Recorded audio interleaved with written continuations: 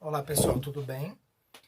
Na última aula a gente falou um pouquinho sobre atomística e eu deixei um exercício com vocês que eu disse que iria explicá-lo.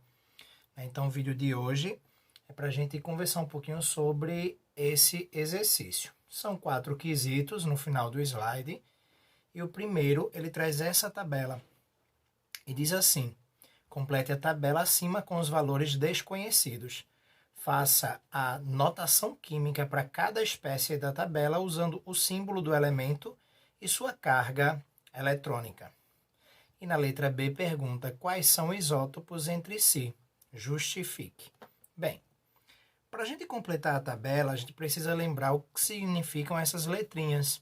Né? Cada letrinha dessa significa uma coisa. Então, só para a gente recordar. A letrinha Z significa o número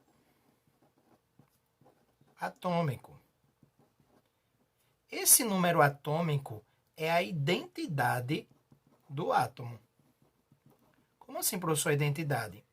A identidade atômica, cada elemento químico, cada átomo, ele tem o seu próprio número atômico. A gente tem cerca de 120 átomos na tabela periódica, 120 elementos químicos. Cada um deles vai ter o seu número atômico. O número 1 é do hidrogênio, o 2 é do hélio, o 3, 4, 5, assim sucessivamente. O número atômico Z é sempre igual ao número de prótons. Logo, se Z eu não sei quem é aqui, mas eu sei o número de prótons, P, então se prótons é 83, o número atômico Z vai ser 83. Se o número de prótons aqui é 55, o número atômico Z desse átomo, desse elemento, vai ser 85. 55, tá? Então, número de prótons é igual a número atômico. O número de prótons são as partículas positivas que nós temos no átomo. Tá? Todo átomo ele é formado por prótons, elétrons e nêutrons. O número de prótons são as partículas positivas que ficam no núcleo. Tá? O número de prótons mais o número de nêutrons que ficam no núcleo formam o número de massa, A, que é esse número aqui, ó, número de massa. O número de massa não é a mesma coisa que a massa atômica. O número de massa é a soma de próton e nêutron, tá? Então, esse número de massa, próton mais N, é o valor que a gente vai descobrir. Se eu tenho o número de prótons 83 e o número de nêutrons 126, vai dar 200, 120 mais 80, 209.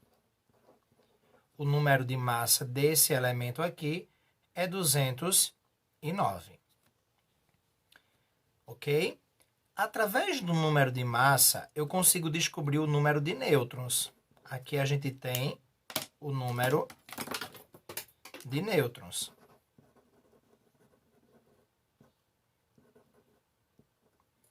Esse número de nêutrons, N, é o número de massa menos o número de prótons.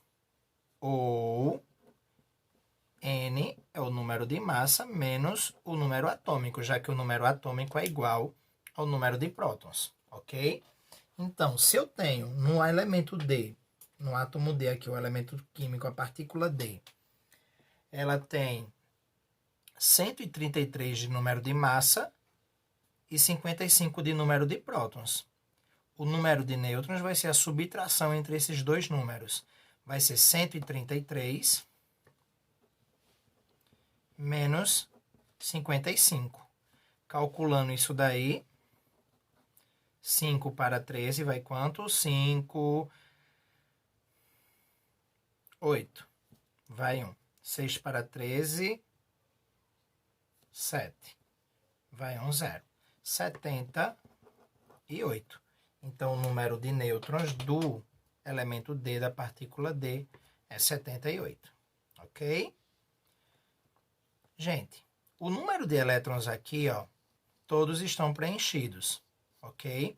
Mas aí a gente tem como descobrir nesse caso, se alguém está com carga ou não. Porque na letra A ele pede para a gente fazer a notação científica. Ele ainda pede para eu descobrir o símbolo. Gente, esse símbolo eu tenho que ir na tabela periódica. E eu descubro o símbolo através do número atômico.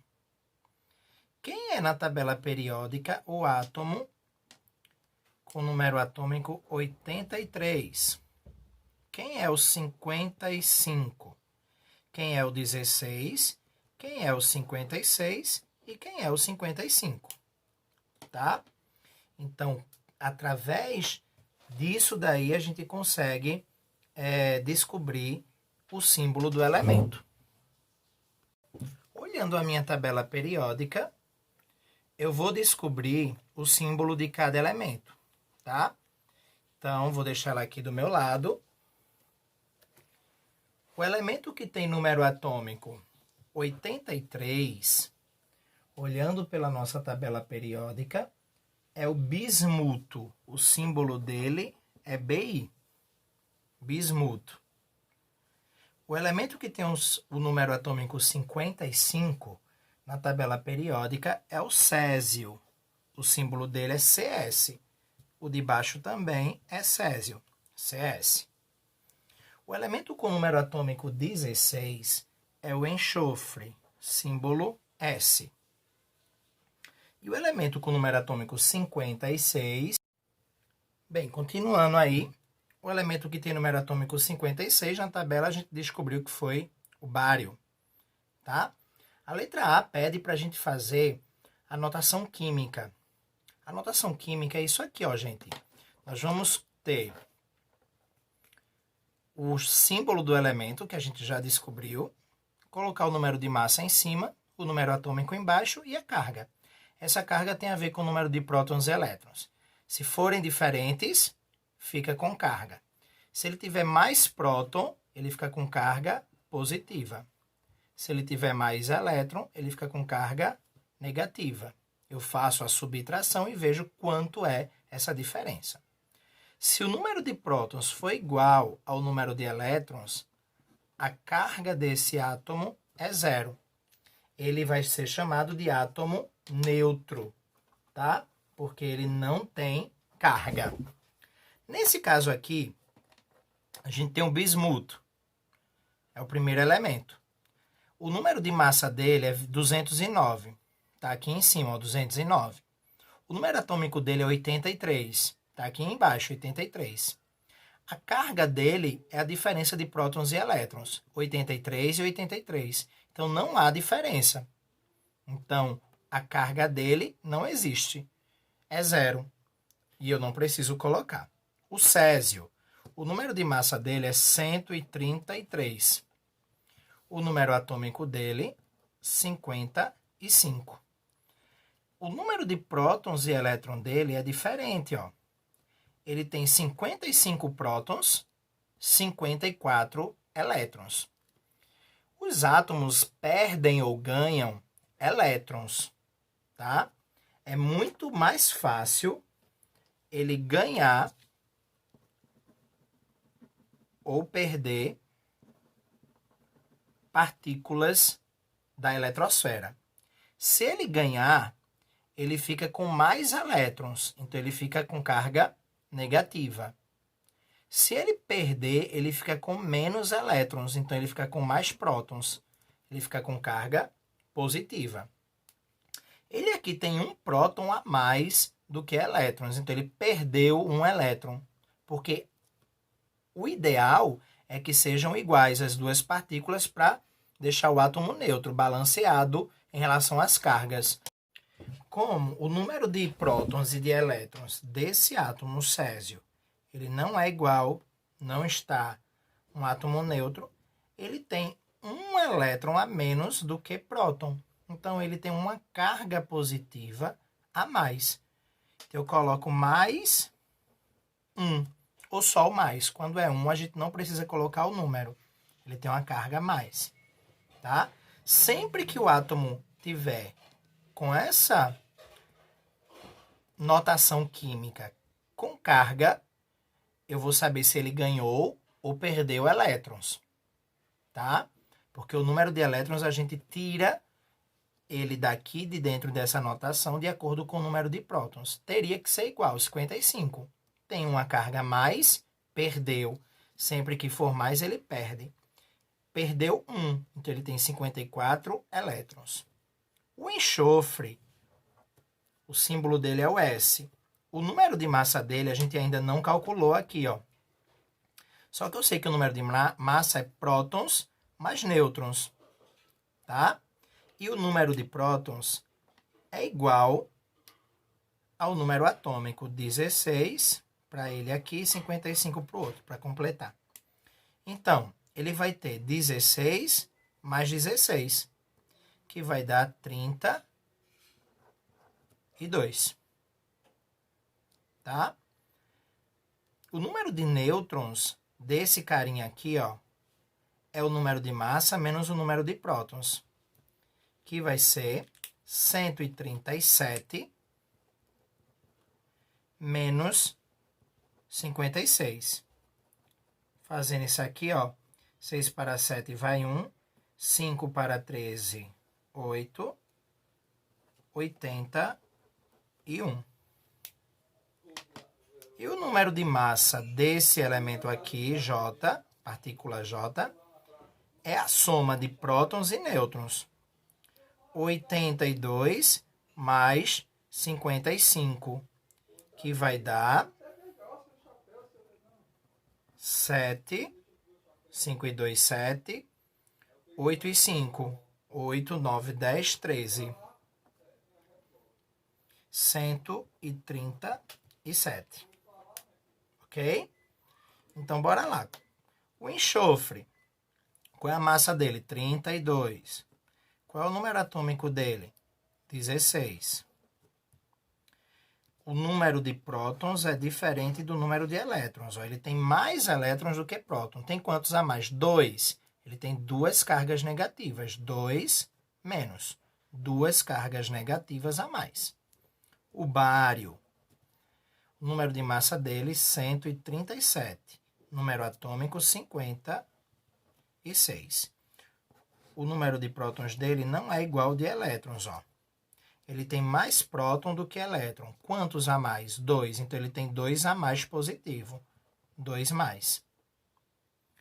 E o césio, novamente, ele tem número de massa 137, número atômico 55. O número de prótons e de elétrons dele é o mesmo. Então, a carga dele é 0. Então, a gente completa essa tabelinha desse jeito. Ok? O quesito, a letra B, pergunta ainda quais são isótopos, né? Aí tem esse conceitozinho aí, chamado de isótopos. Isótopos são elementos químicos que têm o mesmo número de prótons, tá?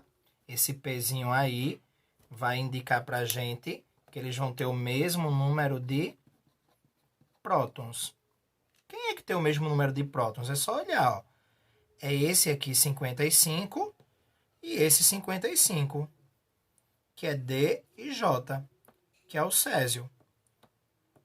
Se eles são isótopos entre si, eles têm que ser o mesmo elemento químico, porque o número de prótons é igual ao número atômico.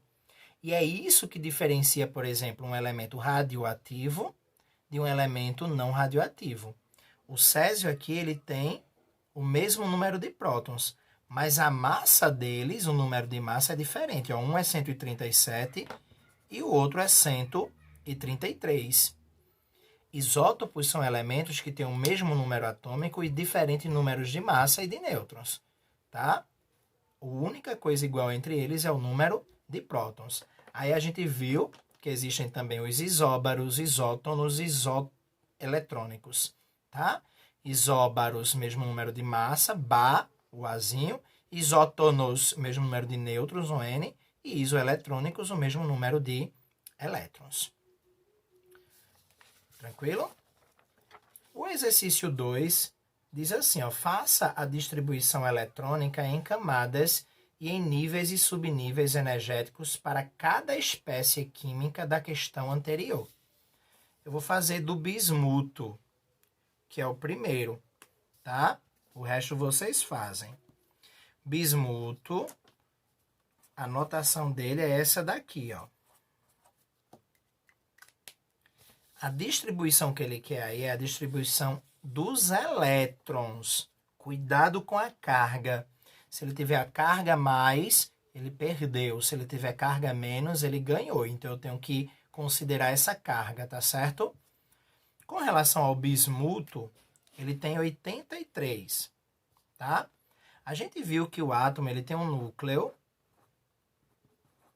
tá certo? Tá aqui o núcleo do átomo e ele tem as camadas K, L, M, N, O, P e Q. Cada camada suporta uma quantidade máxima de elétrons. 2, 8, 18, 32, 32, 18 e 8. Isso é a distribuição em camadas. Porque o segundo pede em camadas e pede em níveis e subníveis também. Tá? Primeiro a gente está fazendo em camadas. As únicas regras é a última camada só pode ter no máximo 8 elétrons.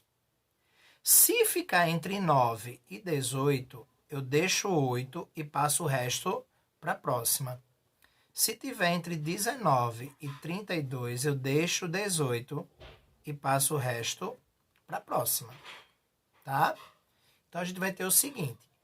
O número de elétrons no bismuto, como ele não tem carga, é 83 elétrons.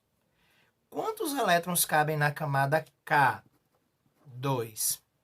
Na camada L, 8. Na camada M, 18. Eu vou somando, tá? Agora, 2 mais 8, 10. 10 com 18, 28.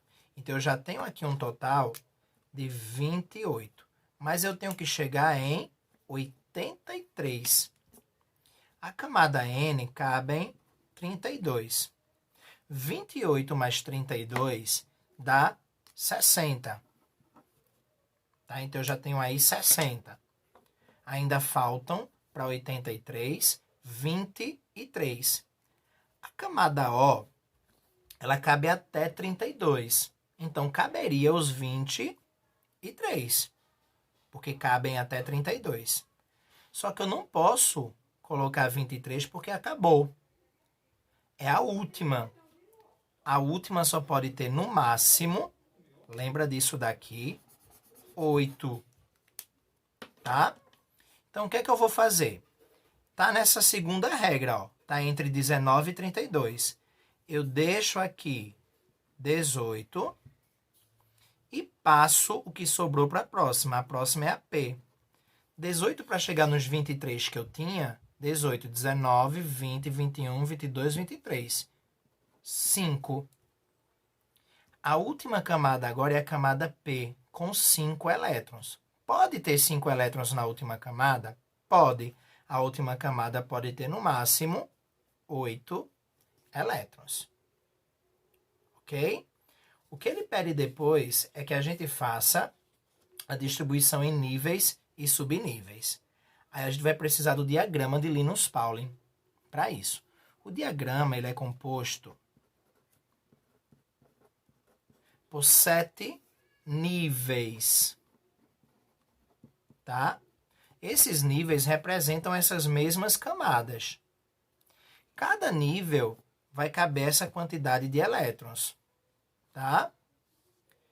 Total. E cada nível ele vai ter subníveis.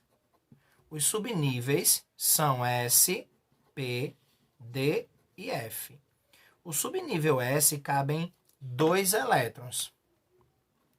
O D cabe 6. O D 10, o P6, o D10 e o F 14.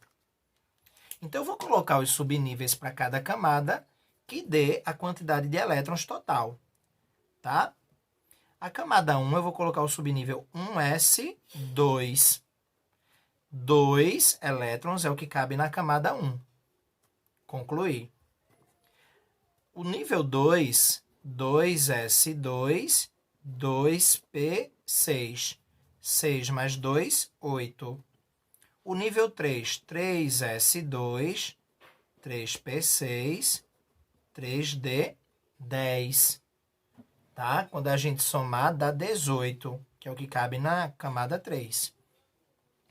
4s2, 4p6, 4d10 e 4f14, que dá no total, quando eu somar, 32. A 5 também cabe 32, então é igual 5s2, 5p6, 5d10 e 5f14. A 6 cabe em 18, então é igual a 3, né? 6s2, 6p6, 6d10. E a 7 cabe em 8, igual a segunda, 7s2, 7p6. Só que o diagrama de Linus-Pauling, ele é chamado de diagrama das diagonais. Então, a gente vai criar diagonais, tá?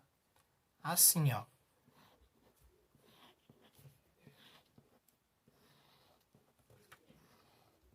Essas diagonais é o caminho que a gente vai seguir. Aqui é o início e aqui é o término. Sempre que eu chegar no final de uma seta, eu volto para o início da próxima. Chego no final, volto para o início da próxima. Chego no final, volto para o início. Final, início. Então, sempre que eu for fazendo este caminho, eu vou ter aí, no caso, a distribuição em níveis e subníveis, tá? Esse nível de início aqui, ele é o mais fraco, vamos dizer assim. Ele é o menos energético. E o último aqui é o mais energético. O mais energético é sempre o último que eu colocar, que eu distribuir. Só que o mais energético é diferente do mais externo. O mais externo é o que tiver maior nível e maior subnível. Por exemplo, se eu parar aqui, ó, parei aqui no 5p6, tá? Então, esse é o último que eu coloquei, é o mais energético. E também é o mais externo, porque o 5 foi o último e ele é maior que 5s, que eu já tinha passado antes. Mas se eu parar aqui, ó, no 3d10, ele é o último, é o mais energético. Mas eu já passei pelo 4s2. 4s2 é o mais externo. Ok? Lembrem, para íons, que são cátions e ânions, que tem carga, eu vou sempre retirar o elétron do nível mais externo, tá? Não é do último, eu sempre tiro do mais externo. Ok? Então, antes de fazer a distribuição eletrônica do íon, é bom a gente observar isso daí para a gente não retirar do mais energético, e sim do mais externo. Nesse sentido, vamos distribuir o bismuto, 83. Ó, é só seguir o caminho. Qual é o primeiro?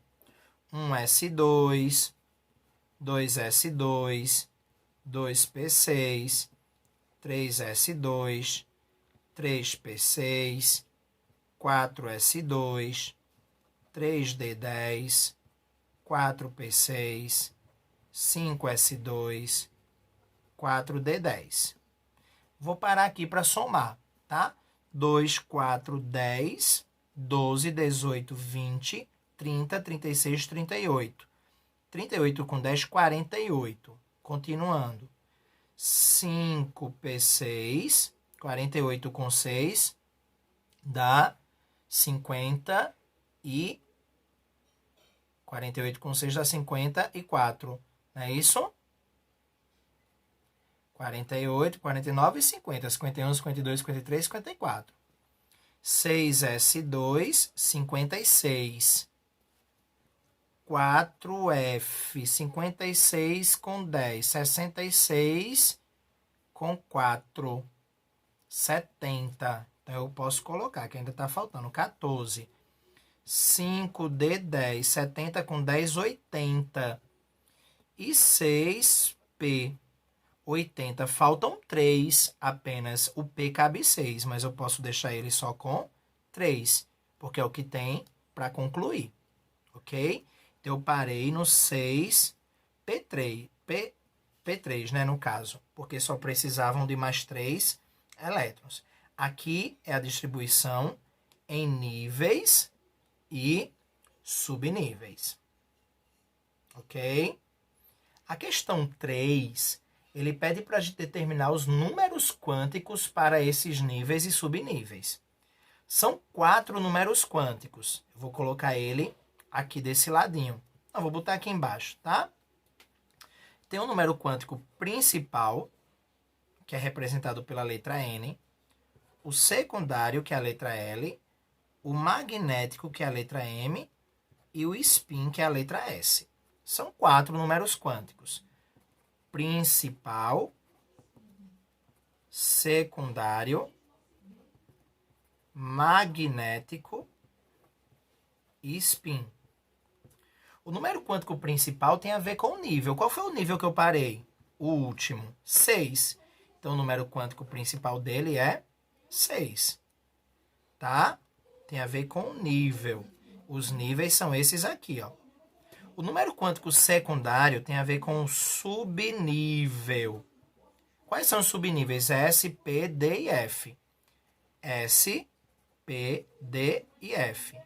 Para cada um vai ser um valor. S0, D1, F2, D2, S0, P1, D2 e F3. O que eu parei foi no P. Então, o valor dele é 1. O magnético tem a ver com os orbitais. Professor, o que são os orbitais? A gente viu na aula. Orbitais são quadradinhos onde os elétrons se encaixam. O P tem 6 elétrons. Cada quadradinho cabe em 2. Então, eu vou precisar de 3 quadradinhos. Eu vou desenhar eles aqui, ó. Como eu acabei no P, 3 quadradinhos. São os orbitais. Cada quadradinho tem um valor. O do meio é sempre o valor 0. Para frente mais 1, para trás menos 1. O D cabe em 10, então são 5 quadradinhos. O do meio 0, mais 1, mais 2, o de trás menos 1, menos 2. O subnível F cabe em 14 elétrons. Então, tem que ter 7 quadradinhos. 7 quadradinhos, o do meio vale 0, mais 1, mais 2, mais 3, menos 1, menos 2, menos 3. E o S só cabe em 2, um quadradinho. Tá? Um quadradinho vai ser sempre o valor 0, ok? Então, o número quântico magnético, ele pode ir de menos 3 a mais 3, por causa do subnível F. Agora, eu vou colocar dentro desses valores, porque eu preciso saber em que quadradinho o elétron mais energético parou, o último. Eu tenho 3. Eu coloco primeiro todo mundo para cima, que é a regra de Rand. 1, 2, 3. Se tivesse 4, aí vinha um para baixo aqui, ó, no primeiro quadradinho. Se tivesse 5, o outro para baixo. Se tivesse 6, o outro para baixo. Ok? Só que eu só tenho 3. O último que eu coloquei foi esse aqui, que está no quadradinho que vale mais 1. Então, o número quântico magnético dele é mais 1. O spin tem a ver com o giro.